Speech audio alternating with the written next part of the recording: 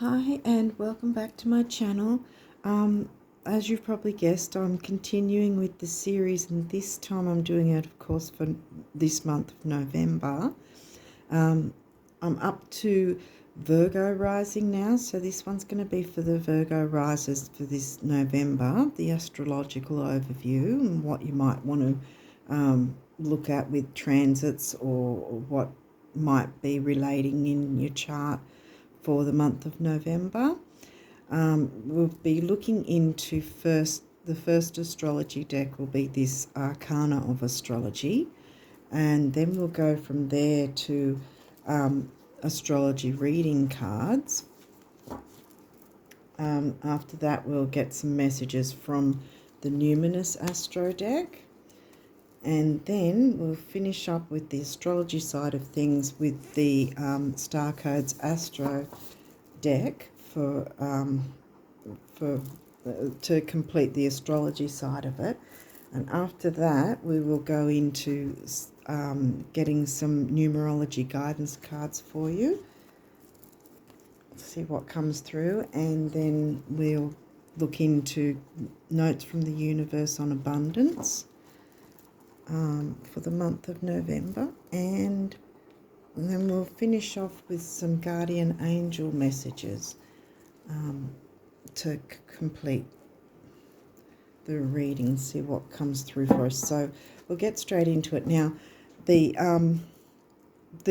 major things at the moment are that, well, depending on when you're watching this, we have anyway already passed through the partial solar eclipse, but we're in the eclipse season, and that can be felt 3 to 6 months on either side before and after the actual eclipse time frame.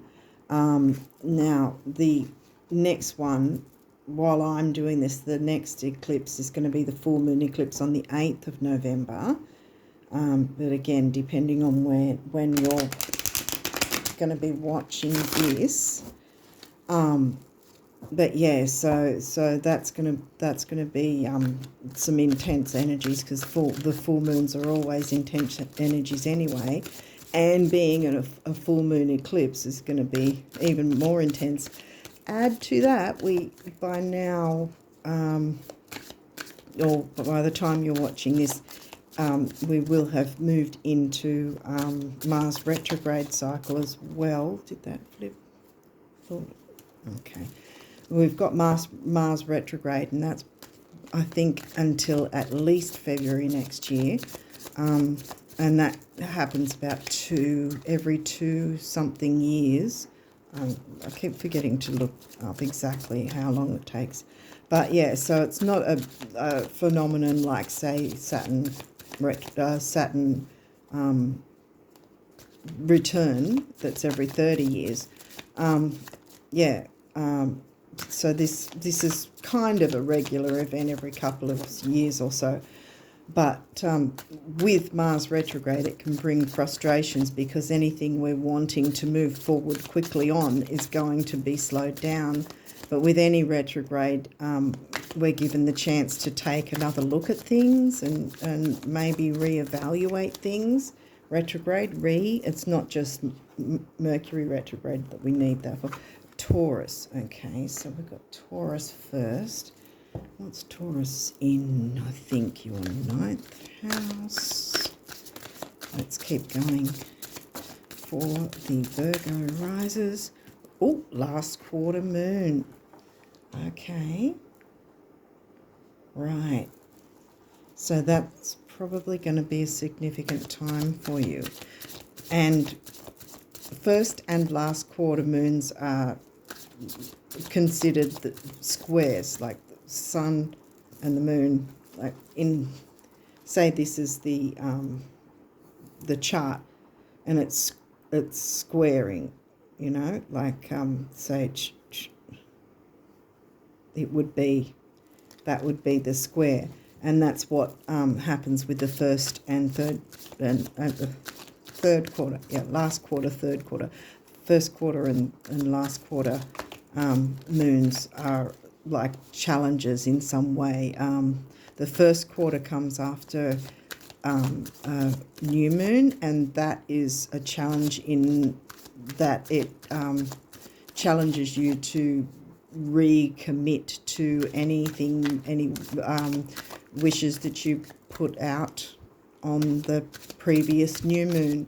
You know, anything that you wanted to, that any plans you had, or dreams or aspirations, whatever, and you're then reminded to how committed are you to it. With the last quarter moon, it's about what do you need to release that you haven't already done prior to the full moon before. Lunar eclipse. Okay, we've got lunar eclipse. This guy's going to happen after him. Ninth house. Did we not mention ninth house? Oh, that's Taurus, isn't it? Wow. Actually, you know what? I know they came different time frames, but I might put them like that because I've got a feeling that they're both going to be significant. Seventh house is, well, it's Libran energies, but it's not going to be in Libra for you. It's going to be in Pisces, I'm thinking. Let's get some more information. What do the Virgo risers need to know for November? Well, straight up, make use of your lunar eclipse, and if you haven't, if you haven't done enough releasing work, we're always needing to do release work at full moon anyway. But if you haven't, if you feel you haven't done enough, then bam, your last quarter moon is reminding you, you know, clear away anything that no longer works for you. And that's probably also as well with Mars retrograde reminding us to take a look at what might not be working and maybe change things up a bit, or slow down without not rushing. And we have 11th house. 11th house, I think that's a water sign for you too, isn't it? 11th house, is that Cancerian? Is there any more? Oh, that almost wanted to come through. Is there any more messages for the Virgo risers? Oh. Okay. All right, we've got a few of them. Put those there for the minute. What have we got here? We have waning gibbous. Wow, well, yeah. You're, yeah, it's going to be a while. You're going to have a bit of, yeah, I think, yeah, it's not waxing, it's waning. Okay, what else have we got? Second house. Well, normally Taurus energy is a second house, but Taurus isn't in your second house. I'm just going to pull that back here because it's not going to fit. Might have a bit of a read in the book. Aries. Where's Aries for you? That's... Oh, what's this? First quarter. Oh, wow. Okay. Well, that's pretty much the whole moon cycle there. See where I'm going with this? So I think the moon, the phases of the moon are going to be a big thing for you this month. Yeah, because that makes sense. Release work, whatever you haven't released, re-release. And then this one is more getting closer to the heading. Wait a minute. Wait a minute, I think I've got them mixed up. No. First quarter. Yeah, last quarter. Last quarter is before the new moon, yeah. Right. First quarter is after the new moon.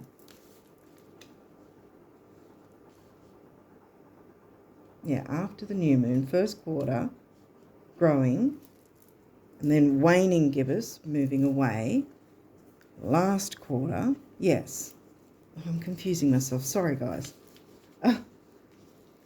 Just a lot of moon energy here that you're going to have to work with. Okay, so let's look into this next deck and see if we can get some more messages.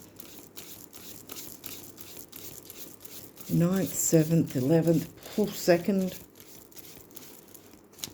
A lot going on.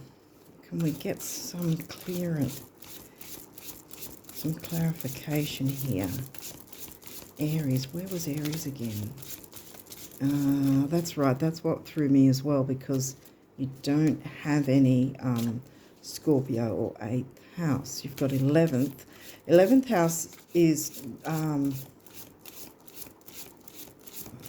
well, that's normally governed by the air sign of Aquarius energy, even though it's not going to be in Aquarius for you. It's Aquarius themes, like community, pretty much community and relationships in a way, yeah, although 7th house, well, they're right next to each other, actually. So relationships, which is the 7th house energy, and again, it's not going to be in Libra for you. That's Pisces, isn't it? Pisces. Yeah, if that's Aries, that's got to be Pisces. Sorry, I'm confusing myself. Oh my goodness, this is not good. Especially since I've got a lot of Virgo in my chart. I'm not Virgo rising, but I don't have Virgo rising, but I've got a lot of Virgo in my chart, so getting confused annoys me. Which Mars retrograde, boom, you know. So it's sort of like, yeah, right, thanks Mars retro. It's sort of similar to Mercury retrograde, that there can be frustration and confusion. All right, 2nd house. What was in your 2nd house again? What did I say? It was, wait a second. 7th house, Libran energies, and 2nd house, isn't 2nd house in Libra for you? Yeah, it would be, because you're Virgo, 1st house Virgo, yeah. Okay. So we've got the 7th house, Libran energies, and the 2nd house, which is in Libra. Now, hang on. Wasn't 11th house? No. Okay, Aries. Well, Mars rules Aries. We haven't got anything with 8th house yet. Whoop.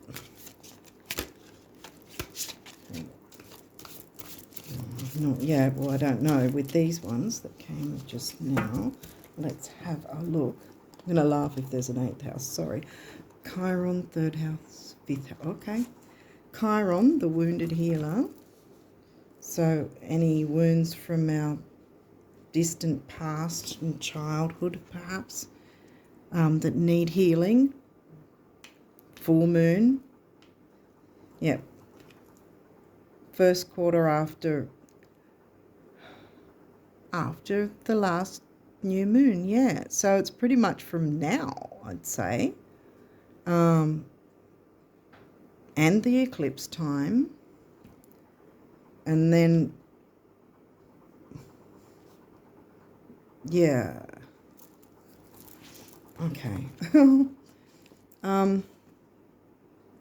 Your healing power, empathy, and ability to teach or learn remedies. Well, Virgo is all about health as well, health and service. Third house, did we have any, did it come through anywhere else? Not yet. Your potential to learn something and your local neighbourhood. Yeah, because that's Gemini energies. But your third house isn't in Gemini. Wait a second. Your third house is in Scorpio, isn't it? Okay, I'm jumping ahead of myself. And the fifth house, where you have fun, romance, and create things you are proud of. Yeah. Okay, so can we get ourselves a picture here? Now, I'm going to dispel the confusion because this is annoying me that I don't have this right. So let's have a look at the moon. What have we got? First quarter. In a reading, at the first quarter moon, the stems and leaves you are developing are beginning to take real form. Your intuition is getting stronger by the day, so placing trust in yourself is paramount to teaching the next, or to reaching the next stage. You already have the answers you are looking for. As the moon grows towards the full moon, so can nagging thoughts and doubts. The moon is going to continue her cycle whether you accompany her or not, so you may as well keep going. Yeah. It's recommit. So then we have, well, we know what this is. I guess if I'm going to read the others, I might as well read this too. Lunar eclipse in a reading. The lunar eclipse occurs when the moon moves behind the earth and ends up in its shadow. It may seem strange that something in a shadow can't be known as the illuminator, or can be known as the illuminator, but that is because this event only takes place during a full moon. A lunar eclipse carries the same message as a regular full moon, but intensified. Truths that we may not be ready to see are going to come to light. Well, there's Chiron. So it's kind of like the Tower card. It's less drama, less painful if you take the reins and do it yourself kind of thing. So, yeah, this is saying use the eclipse energies to your benefit. Then now we got confused with waning gibbous. There we go. Waning gibbous. I kept going back and forward for some ridiculous reason. Waning gibbous in a reading. As the moon begins to get smaller, moving towards a new moon, you may feel an urge to share recently acquired knowledge with your community. We've got the 11th house there, and third house is communication, Gemini energy. Okay, community. Reflection doesn't always have to be a solitary act. Communication about your feelings can help prepare you for the upcoming stages. Look at it this way. If someone else's information could help you, wouldn't you want them to share it? You could also be feeling out of the loop or shunned by your community. Being ostracized hurts, and you should share how you feel with those around you. This behavior could be unintentional, so don't write anyone off yet. Yeah, and there we go with Mars retrograde again. Aries ruler is Mars. Last quarter will be over here. Yes. Okay, last quarter moon in a reading. The flower petals begin to wilt and fall, and you may be feeling anxious about letting go of their beauty. It is important to remember that they are just getting out of the way so the seeds can be spread by the wind. Like the flower, you also need to release what is blocking your potential. So yeah, you've got to, like, as much as you can, release whatever you can before the new moon comes along. Whatever's blocking your potential. Be sure to make a note of what did work for you and apply that to the situation next time. Okay, I think we've got ourselves the idea there. Now, fifth house is about fun, children, creativity.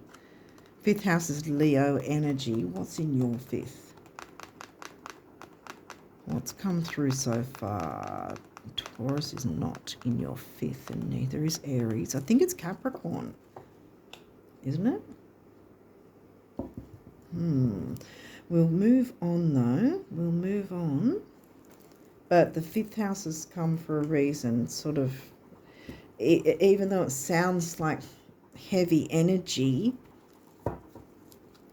with doing all you can with the releasing work is going to get you in a fantastic position to move forward and then work with Mars retrograde, because it's the same with Mercury retrograde. We can work with those energies. We don't have to lock ourselves away or hide and cower in fear because something's gone retrograde. It's giving us a second chance, and to review things and maybe see a better way of moving forward for us and others, depending on what it's involving.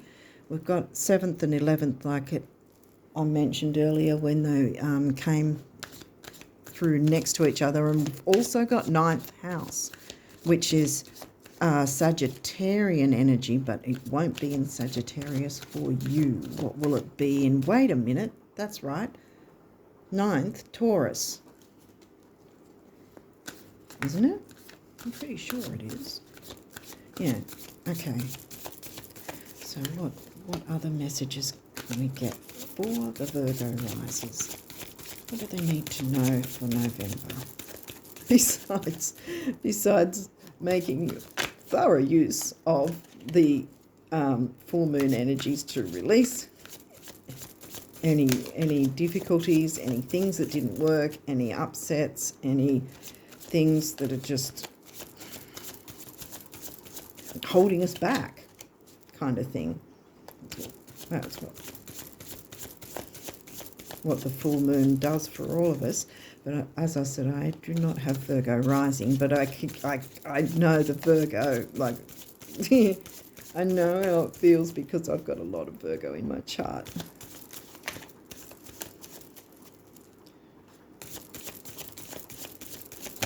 Okay, so what else for Virgo risers? What do they need to know? What do they need to know?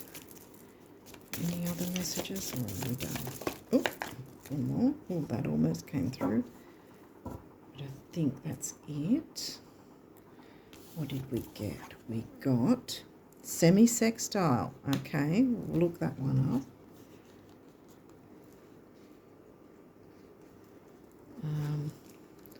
Fourth house. Well, that's Cancerian energy. Where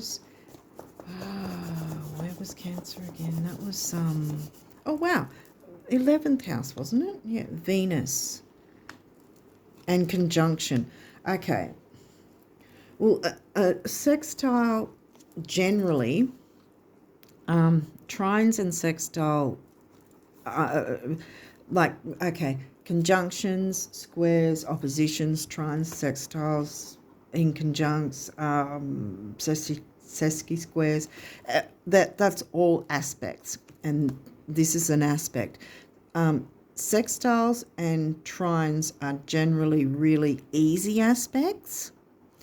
A semi-sextile, well, it's saying allowing, encourages, sees the potential in, clarifies, gives hope to, there's hope for things to move forward,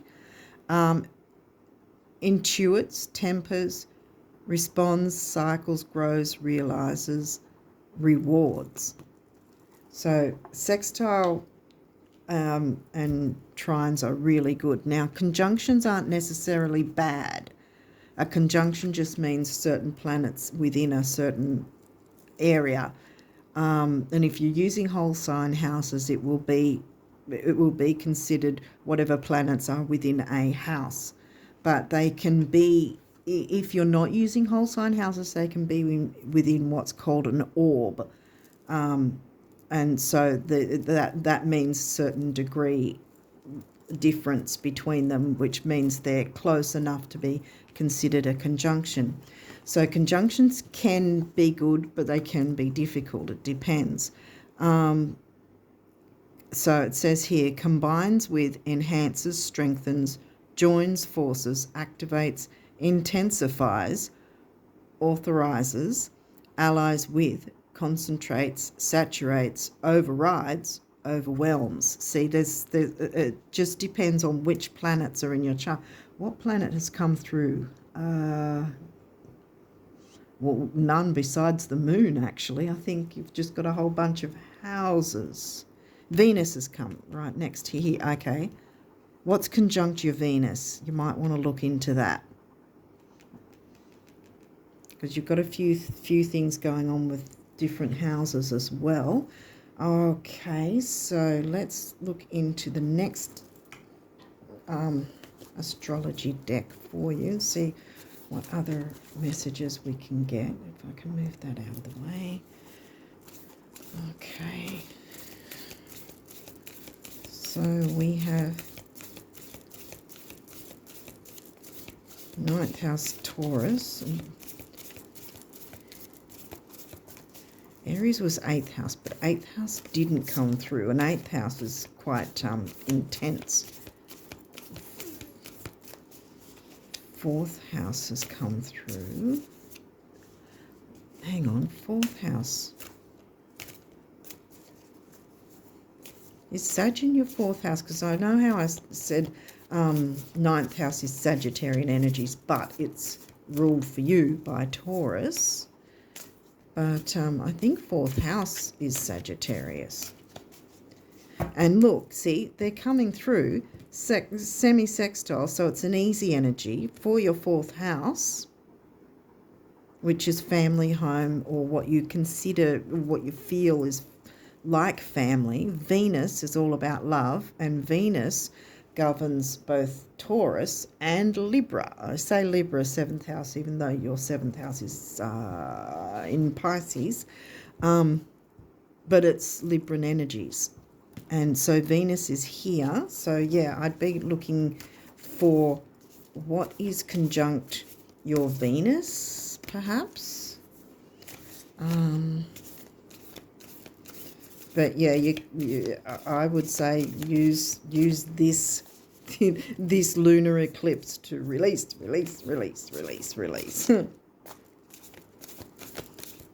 Because the more you can release, the more room you're making for what good you want to come in, which here comes the 5th house, and in joy and creativity and happiness and communication. I think you got Gemini communication. Whoop. Which way? This way?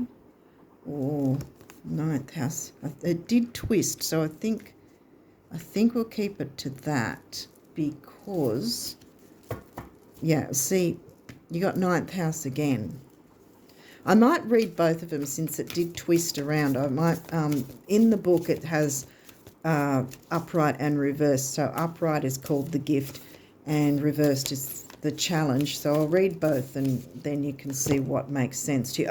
Mars retro, that's what I see with this when this card comes through, because Mars rules Aries. So it might be something else. Aries has come through twice.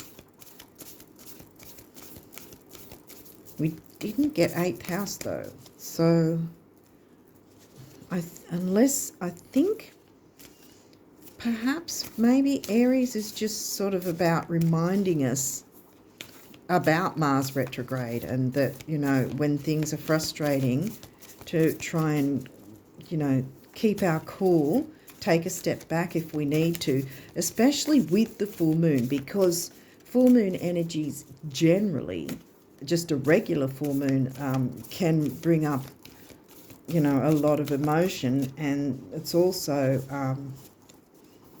where people can be a little more emotional than they normally would be, and so communicating with others may be a bit heightened emotionally because of Mars retrograde for anyone of any sign. We'll see, is there anything else that wants to come through for the Virgo risers for November? I've got a feeling this guy wanted to come through. Pluto. Oh, Pluto's the Phoenix rising. Pallas Athena and Saturn. Okay. Let's have a look at these then. Well, the first one that came up was 9th house, and I said I was going to read both because it did that twist, if you remember. 47, 11th house. I opened it up to 11th house over there. Wasn't that in your Cancerian sign, I think? I'm trying to remember. Where are we up to? 9th house. Whoop, we had it, and then there it is. So I'm going to read both. And you can work out what makes sense for you. Okay, so we'll read challenge first. When you finally break through and can see the far horizons, it can be difficult to reconcile the allure of those infinite possibilities with the familiarity of the people close to you. That's 4th house. You've got 4th house, family. Both are important. Okay, now the gift says, widen your horizon and expand your world. Explore in your mind, body and soul. Well, you already know that. You're Virgo rising. You already know about health and all that, mind, body and soul. Teach what you know. The world is waiting for you. Well, that can be a thing too. The 9th house can be like the Hierophant teaching others kind of thing. So then we've got Aries, which was reversed. So we're looking for the challenge for Aries. And we'll see if that, you can see if that makes sense for you. Accidents increase when you are in a hurry, rushing through a project or impatiently distracted. Mars retrograde, because we're rushing and we're trying to get things done. It's frustrating because it's not working and so on and so forth. This flammable temperament can spark inspiration or spark a conflagration. Proceed with caution. Well, yeah, I think that's what the Aries is. Pluto governs the 8th house. Pluto in reverse though, 27. Here we go. We've got Pluto, but it's in reverse. Challenge. Pluto's shadow side can bring up obsession, depression, mortality and grief. Pluto plays handball, so get a guide for this realm if needed. Yeah. There's your guide, releasing at the moon, the full moon. Pallas Athena was upright, so Pallas is probably good to have upright. And that's gift. Ask for help when you need it. Virgos are very often never the ones asking for help. They're always giving the help, and, you know, who cares for the carer kind of thing. You need to also have self-care and ask for help, like it says here. Ask for help when you need it, and divine answers will reveal themselves. You can think through this situation with a combination of rigorous logic and a real curiosity about the truth, all connected to an open heart. Okay, and then we've got Saturn, and Saturn is upright. 24. Okay, Saturn. Saturn likes to put the brakes on and slow things down, which isn't such a bad thing all the time, especially when we've got fiery Mars retrograde. So we need to take things slowly where we can. Okay, so this is gift. The ancestors call you to wisdom and maturity, to know your gifts and limitations. This process may be an initiation, a test that empowers you. Boom, yeah. What's Pluto? Phoenix rising. You come out empowered. Clearing some Chiron wounds. Boom, come out empowered. 5th house, you can enjoy life, you know. Once you clear the difficult parts and do your best to clear the difficult, we're always needing to release things, you know. But yeah, so I think this is the exclamation mark is on this part, but you can obviously make note of the other houses, as well as what's conjuncting Venus, perhaps, or perhaps what's conjunct in your 9th house, because that's also nearby, and Saturn's nearby as well. I'd be looking at that as well, actually. What else came through? Pluto came through. Pluto, Saturn, and Venus. Besides the moon, that was it, I think, yeah, as far as planets go. Chiron isn't a planet. But yeah. Okay, so what numerology guidance for the Virgo risers for this month of November? What do they need to know for November? The rest of November, for this month of November, what do they need to know? What would help them along the way to clear? Oh, well. What have we got? I thought we had a few. Okay, 71 health. Virgo health, boom. And healing the wounds of the past where you can is going to improve your health. Domestic harmony, okay, 46. So domesticity, 4th house, wasn't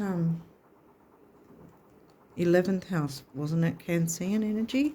Oh, patience. Oh, yeah, like I was saying with Mars retro, with Saturn telling you to sort of slow down with things and be patient. So the only thing you really should put the fire on, so to speak, at this point is just clearing the way, you know, clearing away what you can to make space for what wants to come through for you, which is leading into notes from the universe on abundance for you for November. What do you need? What do you Virgo risers need to know for November? What could help?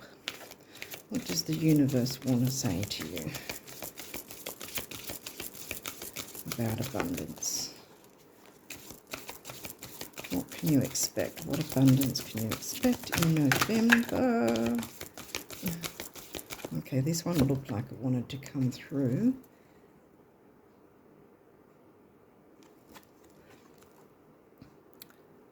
I said yes when you first thought of it, now when you first asked, and hallelujah, so be it, coming right up when you first gave thanks in advance, believing in you, the universe. Yep, so the universe believes in you. This one's sticking out too, so I might grab it. It's the scene there. It's not a matter of whether or not you can afford it, swing it, or handle it. It's a question of whether or not I can, and I can, the universe. Wow. Is there any other messages before we move on to the Guardian Angel cards? Are there any other abundance messages for the Virgo risers? For November, yes, there is.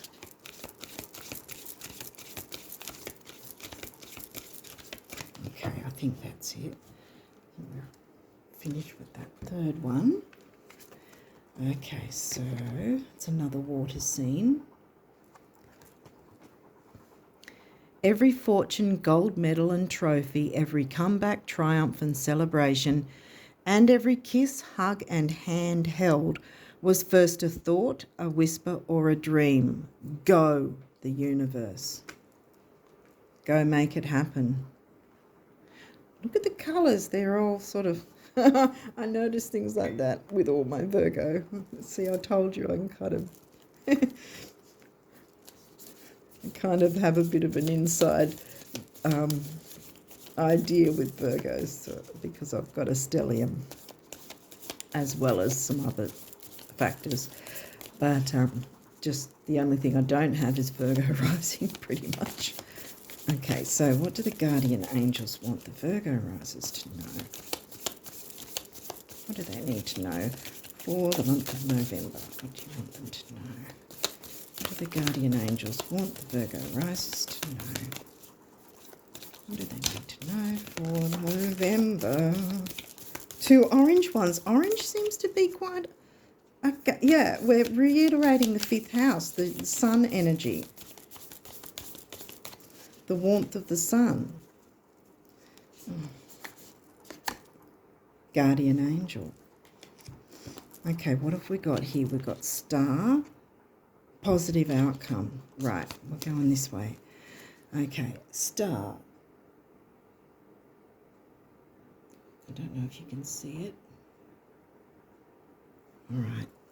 Sorry, my phone camera is really bad. With not being clear all the time. Star, believe in yourself. Yes, you are a wonder of creation. Wash away all fear. Use that full moon eclipse energy. Wash away all fear and discover you are a shining star. Allow all around you to just be.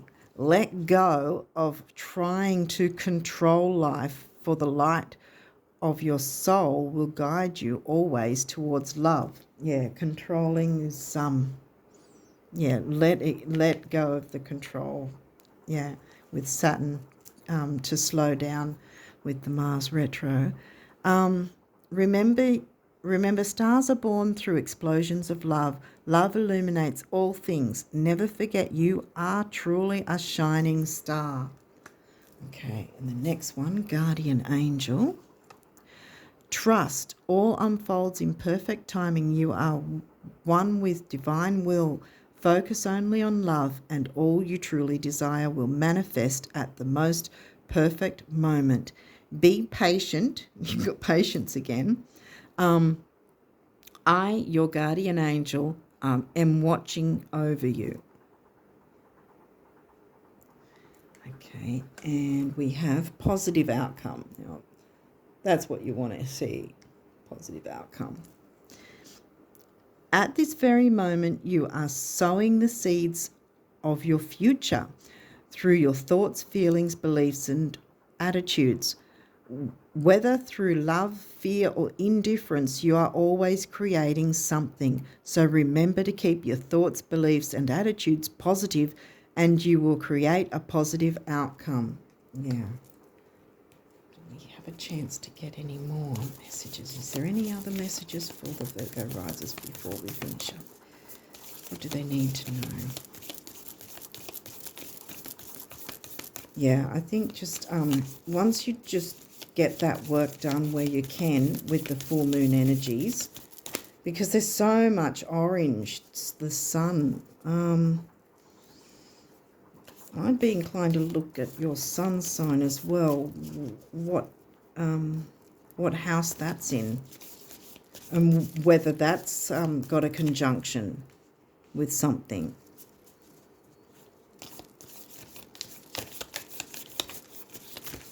That might be a little bit more of a layer to it as well. Is there any other messages before we finish up? For the Virgo risers. I think positive outcome is pretty much it. Oop, we've got one more. Action. Okay.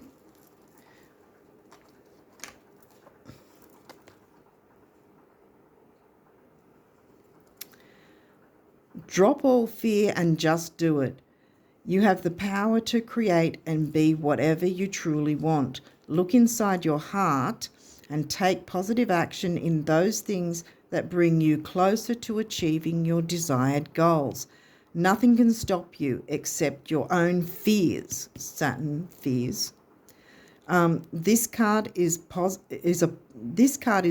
confirmation from God and the angels that the time is right for you to start a new and exciting venture. Wow, okay. Look at all the orange. 5th house Leo. Your 5th house won't be in Leo. What is it? Capricorn, I think. Yeah.